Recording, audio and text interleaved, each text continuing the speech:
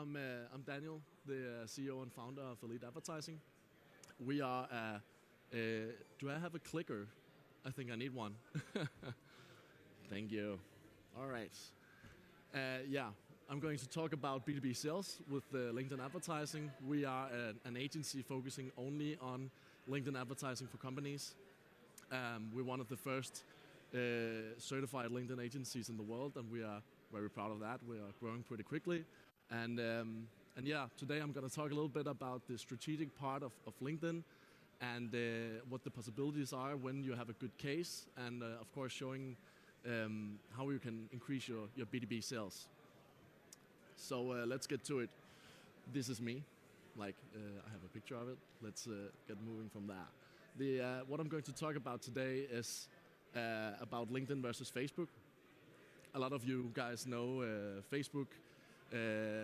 That's usually a place where you start. We all have been trying to advertise on that. How does LinkedIn differ? And I'm going to dig into that. Also going to talk about why the hype is on LinkedIn, and we're going to dig deeper into that.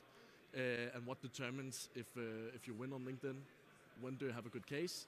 What is the strategy behind account-based marketing? How can you leverage that?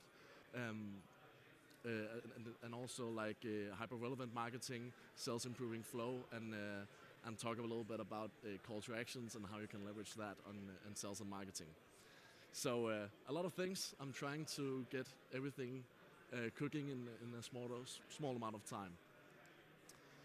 So I'm curious about hearing a little bit of you guys starting off. So how many of you guys are already using LinkedIn paid advertising? Put your hands up. Okay, so less than half of you are already advertising on LinkedIn.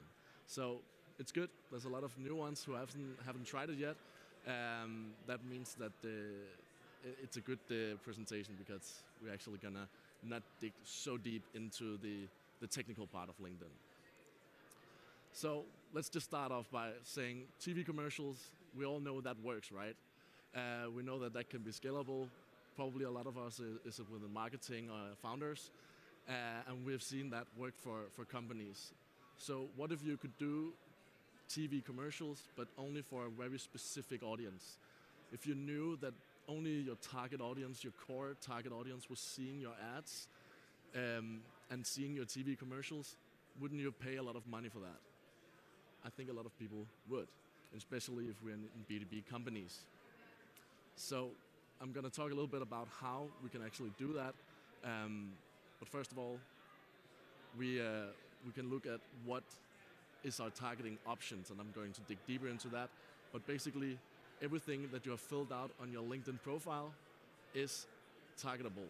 So that's you guys, all your job titles and all your education and stuff like that is reasons for you to actually target those people based on their skills or their job titles and company sizes and stuff like that. And we're going to dig deeper to that. So just think of that when you fill out your LinkedIn profile. What can you actually, the things that you're filling out on LinkedIn is actually something that we as marketers can target towards. And that could be quite interesting. So yeah, there's a lot of talk about Mark Zuckerberg, and he gets shit for having too much data. But LinkedIn is it can be really specific, it can be really creepy. But yeah, it can be also very beneficial for a company. So let's start off by just saying what determines if you win on LinkedIn. What is a good case? I think a lot of you guys not advertising wants to know. So I'm going to start off with that. What really is the key factor in having a good case on LinkedIn is these three things, mainly actually the two first. So what is one customer worth to you guys in total? As B2B companies, usually quite a lot. And that's where we can actually provide an advertising journey that's beyond just the B2C focus.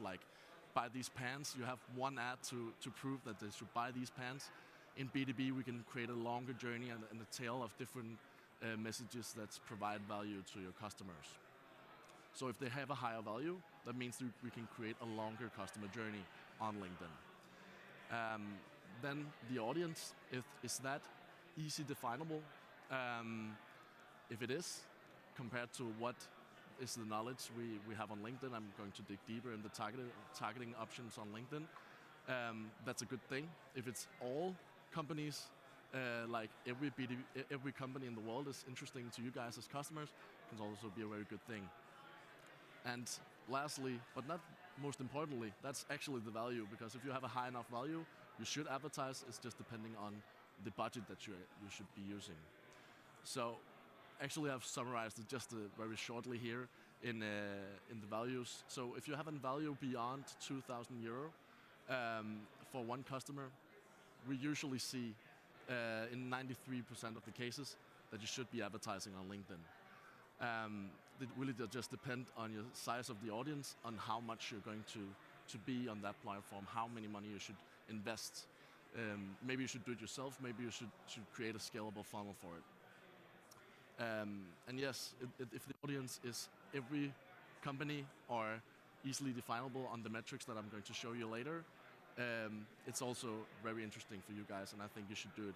So the mix of having a high value and having either a very specific audience, which is easy targetable, or every company, that's a good case. And if you have some companies like IT security, one of cybersecurity companies, they have some of them at least, selling like Microsoft services or something like that, has a more difficult time standing out.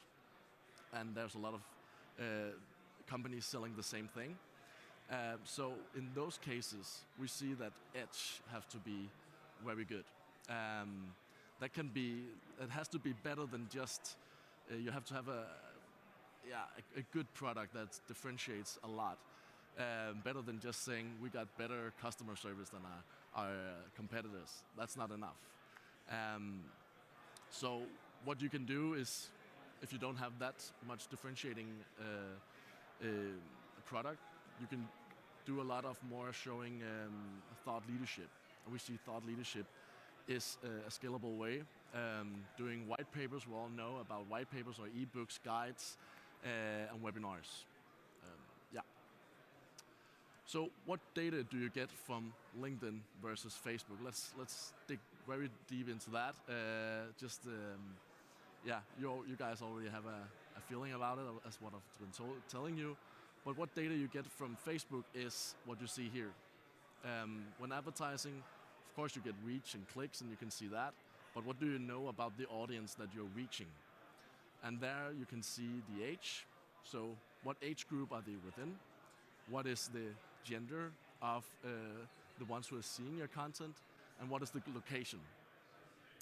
So that is somehow interesting, but for us as B2B companies, it's not that interesting, because we're not knowing if our money is actually being spent the right way. So on LinkedIn, what you can see, very shortly summarized, I'm going to dig deeper into it. We can see we actually get a list of the top 25 company names of the companies that sees your ads.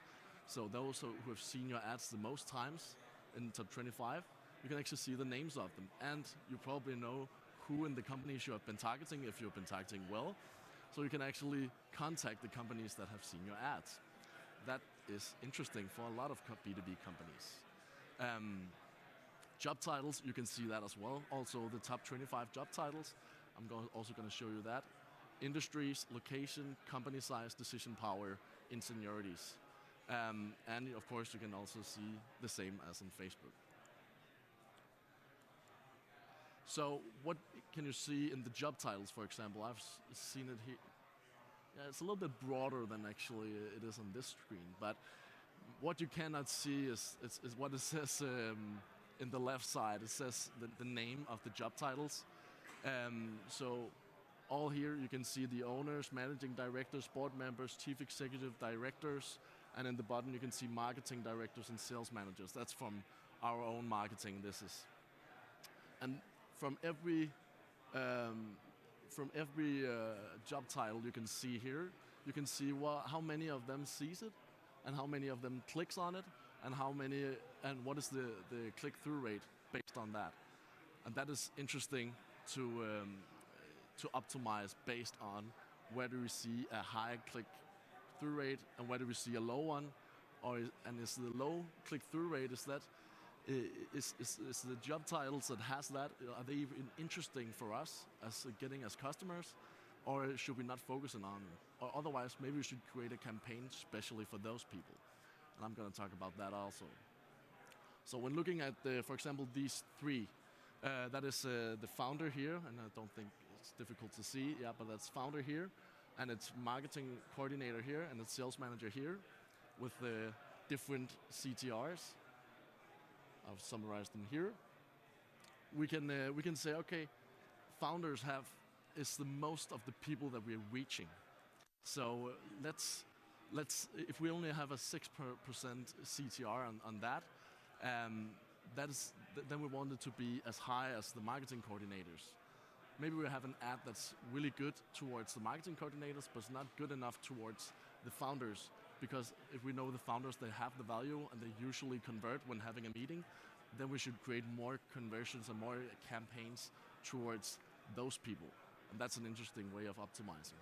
The same with sales managers. If you see the sales managers have a great enough value for you guys, maybe you should create a campaign that's more specified towards them. We all have specific preferences on the different job titles that we have, and yeah, we can create campaigns that's specific on maybe a sales manager wants something else than a marketing coordinator wants. And I'm going to dig a little bit deeper to that later. Company names, we can also get some actual names for the companies that are seeing your ads. And that you can see an example of here. And you can also see which one have the good CTRs and that. And actually contact them or create campaigns that's more specific towards the different ones. This is of course a campaign based on going towards hotels, as you can see maybe. Industries is divided in a lot of different industries. Here's just showing some of them. It could be information technology and services. It could be computer software, management, consulting, marketing and advertising and stuff like that. And then you can make sure that the right industry is seeing it and they have the right job title as well. So there's a lot of different ones, and the same thing about that is that you can see how you can optimize. The same with decision power, senior, entry, owner, CXO, partner, and director. You can target towards those. Yeah, and we also divide it in company sizes. So if you have a specific company size that's has a higher value for you than another company size. If you're only going towards one employee, the ones with one employee, you need to make sure that the other ones are not seeing your content, and we can make sure of that on LinkedIn advertising. Yes. So how specific can you actually be? Now we have been talking about a lot of different ways of being specific and be relevant for each target group. But how specific can you actually be? So with account-based marketing, I'm talking a little bit about that and how you do it on LinkedIn. And the ones who are advertising on LinkedIn might know and understand how that works. The other ones, if you're going to start LinkedIn advertising, you maybe should look at this slide afterwards. Because you can actually, what we can do on LinkedIn is actually with 99% guarantee that the right audience is seeing the ads every time they're on LinkedIn. So when you can go, if you have, for example, one person, we can sometimes we have companies where they have one person that is a key person of having a deal, like a B2B big deal, maybe a couple of million, maybe a couple of 100,000 euros worth of person that has that decision power. We can make sure with 99% security that that person is going to see your ad every time that person is on LinkedIn. And how we can do that is what I've showcased here. You have to do manual bidding. You have to set it the maximum to what you actually want to pay. You're not going to pay more than when you're manually bidding and setting it very high, like maybe a couple of thousand, even though they advise you to only pay maybe $2, €2. It means that you're only going to pay 0.01% more than the second highest. So you're actually not going to pay it unless you have a second, another company is trying to do exactly the same. And I think about 99.9% of companies don't know that you can go that specific. Some of the advertisers who already have advertised a little bit on LinkedIn maybe know that you have to have a minimum of 300 people in the audience before you can advertise to him. And that is true. So if you want to hack it a little bit, hack the algorithm, you have to have 299 people. That's irrelevant. So you can actually see if that person is going to see your ad or not. Or you can, what we usually do is have influencers of the company, other people that works at the same company, and maybe have 300 people, that 299 people who's going to affect that person who's making that decision of that one very large B2B deal.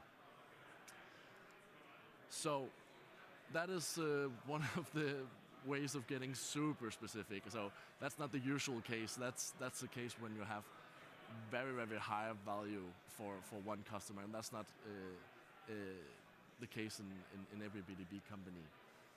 So what you can also do is hyper-relevant marketing, and I touched base a little bit on that before when looking at the job titles. So hyper-relevant marketing is where you can see, as we look at the job titles, we can actually optimize towards the different ones. So as we talked about just before, like the sales manager, maybe they want to know more about how to get qualified leads, good conversations with people that is really good, and they don't waste their time. So they want to hear more, their preferences is that they want to hear more about that. That's another way of selling, and another way of marketing towards them. The marketing director, maybe they want to know more on how to measure your results, instead of just knowing how to get only the qualified and the best talks with people. And the CEO wants to know a lot about revenue. So they have different preferences, the different stakeholders in taking the decision. And in hyper-relevant marketing, we can actually showcase our ads towards the different job titles. So that's very interesting and very scalable for a lot of the companies that we're working with. So an example of that you can see here. For example, we have this one where we say cybersecurity leaders.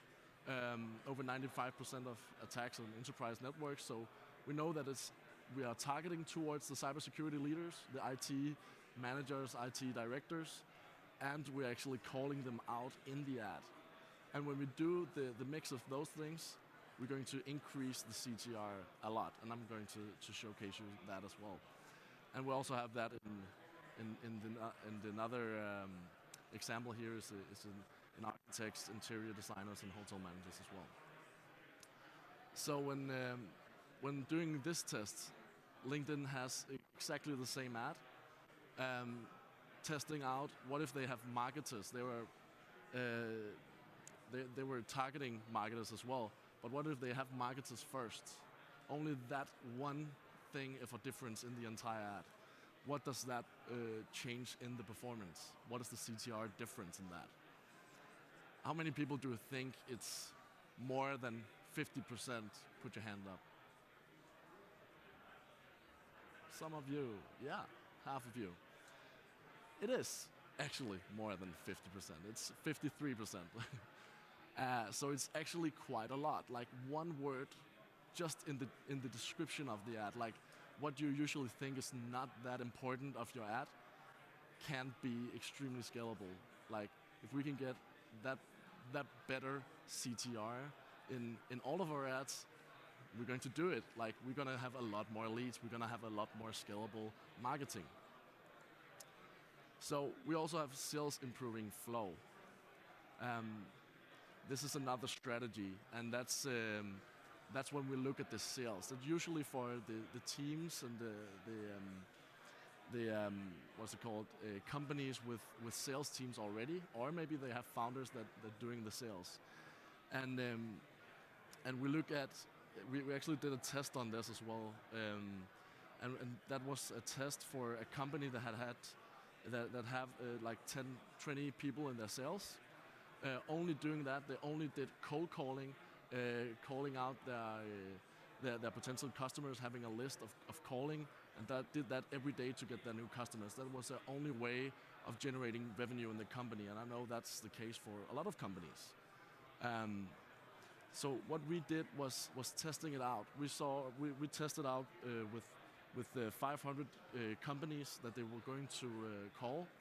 We tested it out 500 companies before. How was the sales before when they just did their own? They just did cold calling and stuff like that without warming it up before. And how did it perform when we have 500 companies and we warmed them up already, and then they called in the cold calling sales department, and we saw, okay, and we wanted to look at what is the difference between those 500 people that didn't get warmed up and the 500 people who did. And in that case, we saw that 85% increased in sales. And it wasn't, we didn't even use the lead generation part of LinkedIn, which we usually do. It's a lot of lead generation. When we want to scale our B2B ads, we want leads. That's what us as founders and business owners, we want to have something that we can really see this is what it will generate. And also as marketing managers, we want to showcase what is the actual benefits of doing that kind of advertising. So leads is the closest thing you get to that. But what we did here was only brand awareness. We didn't do any lead generation. And we could see that only they had to watch a video and some picture ads, and we can see those results. And that's usually the non-measurable part of advertising and sales. Yeah, and we actually saw when doing so very specific in their industry, this company actually got recognized by their customers when going to trade events and networking events and stuff like that. They actually knew who they were, and that was a benefit that drove a lot of sales for them. So how do we do sales improving flow? It's actually what you actually prepare yourself, your sales figures. You have a list of maybe 400 companies. You're going to test that out for yourself, and you're going to warm them up maybe 3 to 4 months before, having content that talks towards the customers and towards their objectives. So I would recommend that you guys talk to the sales department and or the founders, depending on who sells, and actually hear about what is the usual objectives, so you can get them in your ads, as well as getting the interest, as we also want the key unique selling points as well. And then you can find the companies in your targeting on LinkedIn. So you can find the companies either by writing them in the search bar of LinkedIn advertising, or you can upload a list, and that if you want to bulk it to a lot of companies at the same time. Yeah, so you can measure your sales performance before and after that. Okay. Also a thing that's interesting in the performance of doing advertising is the call to action.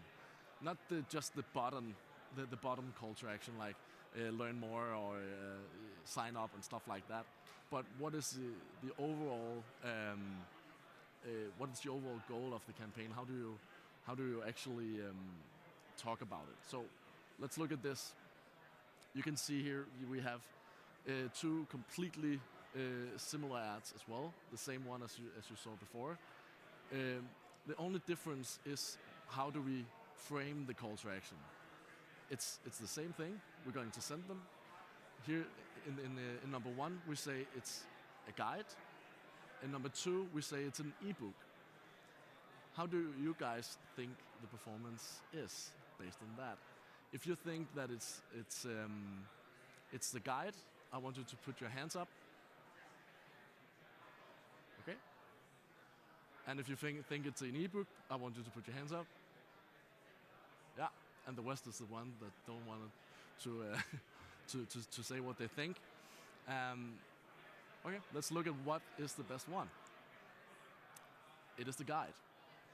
It have to be a soft call to action. It's an ebook. The reason it doesn't work, it can sometimes, but they have to invest more time in thinking. Okay, I have to read this book. I don't want to read a book. It's a lot of effort. A guide is more soft. And you can think about it in that in all your conversion and testing what is your overall call to action of your ad. If you want to have a demo, if you want to book a demo, you can you can call it a demo or you can call it a quick chat. That is a softer call to action, and that performs better, as we always see. You can also have a free consultation or a free analysis of how your marketing efforts is. That's art. But you can have your own on getting something out to the customers that gives value to them. And that is a very good thing to think of, especially when doing LinkedIn advertising.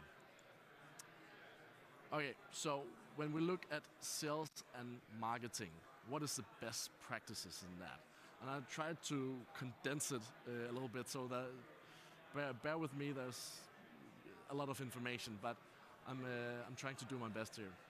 I also I'm going to show you a little bit on the data and stuff like that, and I can send you it.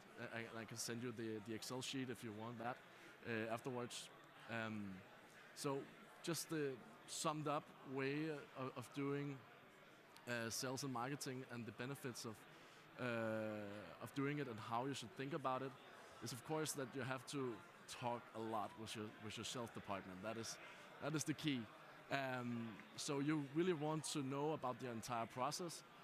You really want to know how's their pitch. You want them to send you a pitch. You want them to know it. To maybe do a little bit of sales yourself in order to completely understand how they're doing it and what the objections are. If they write down their objections as well, most salespeople, they actually have a list of what they are doing and the process that they're going through. I want you guys as in marketing or founders to actually read that or know, get a complete process in that. Then you want to create the stakeholder landscape. Who is in the decision when you are actually going to buy your product, your B2B product? Who is within those decisions, and list them all up. Say what is the personas of the different ones. As I told before in the hyper relevant, we can do specific campaigns if we know that they're very interesting.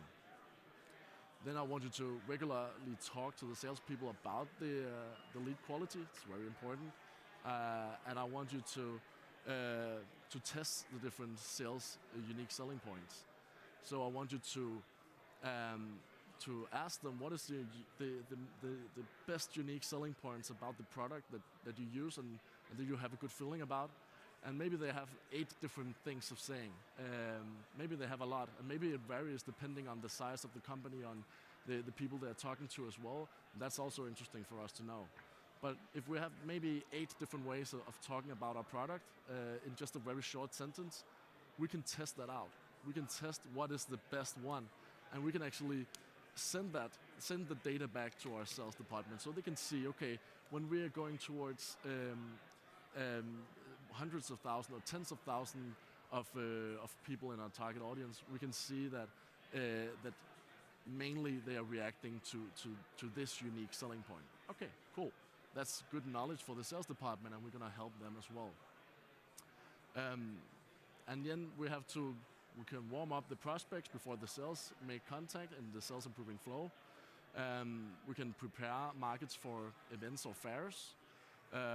Like this, you could actually maybe target a lot of companies coming here today in order for them to already know about your company. That could be a very interesting way of doing it. So you really have to know about all the sales activities that goes on in the organization in order to make sure that you can lift it all up with the marketing that you do. And of course, show some thought leadership. if you want to really differentiate, we always have some knowledge that in our companies, and the reason that the companies exist is because we have some substantial knowledge about a subject that our customers want to know about or want to buy or want to use.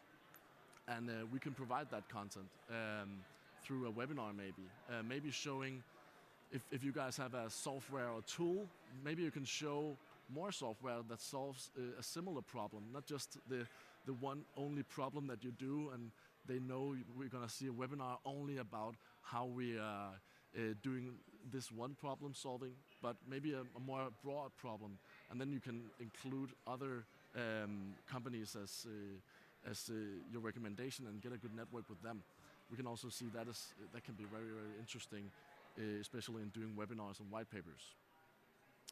And yeah, you can get a front person. That is, if you have a sales leader or a founder or something like that, in ads it works really good when having a person in front. I know a lot of companies, we want to scale, we want to have like motion graphics and stuff like that. But we need to have a person or a smiling person in order to get the best results. We can have really good motion graphics. We've seen that sometimes, usually also sometimes expensive. But getting a front person like I am for the company, for example, can be really beneficial. When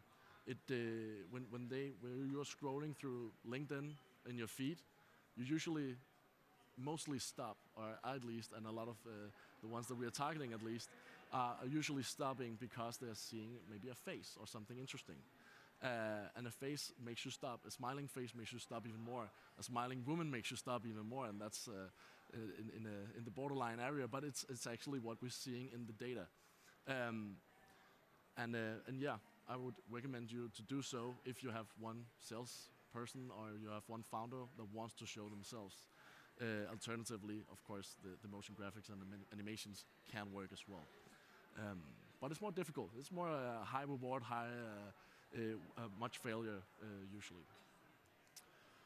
So the data you should get from sales as well, you have to get a lot of data from them.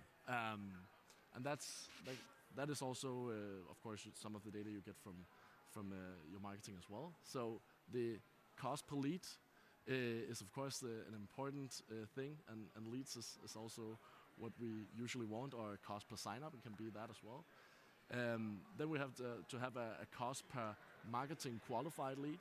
So do they have in the parameters that we set in marketing, are they living up to the expectations? Do they have maybe the right, is that the company size that is depending on it's good or not, or is that the job titles as dependent if it's good or not? Then we would call it a marketing qualified lead, because that's the parameters that you can adjust in marketing. So do they live up to that? Then we look at, then the sales can say, okay, is this a sales qualified lead? And when it's a sales qualified lead, it can be some of the information and the data that you get after talking to them. So maybe it can be about the revenue of the company. Do they have a high enough revenue? We cannot see that in our advertising, so that's not for the marketing to qualify that. But it can be, but they just have to use their own time on it. But it can also be some questions. Do they have the right pains and stuff like that? Do they use this CRM or do they use another one and stuff like that qualifies them in sales? And then we're going to measure what is the cost per sales qualified leads. After that, we want to know what is the cost per meeting moving on in the sales process. How many do actually move on, and what does it actually cost for us to get them to move on? And of course, which campaign and which ad is actually driving those results primarily. And then we're going to look at the cost per proposal, and of course, at least in the end, the cost per acquisition, the one deals. You want to get all that in a spreadsheet. And here I have an example of what we are sending to our customers. I can send it to you guys. I think there's a little bit more. I couldn't have it all on my screenshot. So if you write to me on LinkedIn or anything, I can just send it to you. I would love to do that. It's basically having everything assembled one place, and all the green parts is what the sales department have to fill out. So that is what is the customer lifetime value, like in a rough estimate. We need that first of all, and what was the sales the last year compared to this year. We want to look at that as well. If we see a big growth in the sales, of course there's a lot of different parameters like referrals and if the sales department has grown and stuff like that. But also we can maybe attribute a little bit of that into the marketing efforts. That is usually the more difficult thing to see in B2B marketing. And then we of course want to fill out the MQL, the SQLs, meetings, book proposals, send close customers, and yeah, everything about the different objections, and keep knowing about what the sales department says. So yeah, that's basically it. I can go towards I can go on more talking about targeting and stuff like that. So maybe I'm going to do that if some of you want to hear that. Because I actually okay, we have to stop. Fair enough. Can we go one back? Thanks. So if you want to get the Excel sheet that I have, you can use the. Does it work this way? You can use the QR code, or you can find me, Daniel Tonsen, on LinkedIn, and I would love to send it to you. Yeah, I think that was it. Thank you.